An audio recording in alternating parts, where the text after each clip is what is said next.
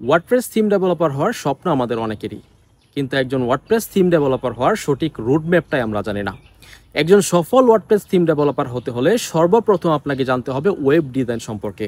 আপনাকে জানতে হবে HTML CSS কীভাবে কাজ করে, jQuery, জাভাস্ক্রিপ্ট, বুটস্ট্র্যাপ এই সকল বিষয়গুলো কীভাবে কাজ করে, কারণ এই বিষয়গুলো নিয়েই কিন্তু একটা ওয়েবসাইট ডিজাইন করা হয়।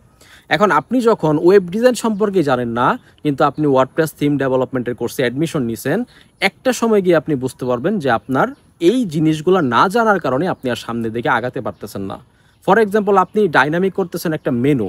এখন ওয়ার্ডপ্রেসের যে সকল ক্লাসগুলো আপনার দিচ্ছে, সেই ক্লাসগুলোর সাথে কিন্তু ওয়েব ডিজাইনার যেই ক্লাসগুলো দিচ্ছে মেনুর জন্য, সেইগুলো কিন্তু ম্যাচ করবে না।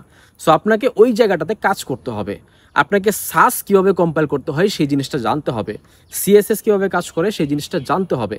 কারণ আপনি যখন একটা মেনু ডাইনামিক করবেন, ওয়েব ডিজাইনারের যে মেনুটা দিছে সেটার সাথে যদি না মিলে, তখন আপনাকে সাস কম্পাইল করে নিজের মতো করে ওই মেনুটাকে কাস্টমাইজ করে নিতে হবে। সেমভাবে আপনি যখন ফুটারের জন্য উইজেটগুলো ডেভেলপমেন্ট করবেন, দেখবেন আপনার বিভিন্ন ডিজাইন ভেঙে গেছে, তখন আপনাকে ওই আবার সাস এবং CSS কম্পাইল করার মাধ্যমে আপনার ডিজাইনগুলোকে ঠিকঠাক করতে হবে। আবার আপনি ব্লগ পেজ ডিজাইন করতেছেন, ব্লগ সাইড বার উইজেট ডিজাইন করতেছেন, তখনও দেখবেন আপনার বিভিন্ন সময় সাস ওয়াচ করতে হইতে পারে, সাস কম্পাইল করে বা CSS এর মাধ্যমে আপনার এই জিনিসগুলোকে ঠিকঠাক করতে হতে পারে।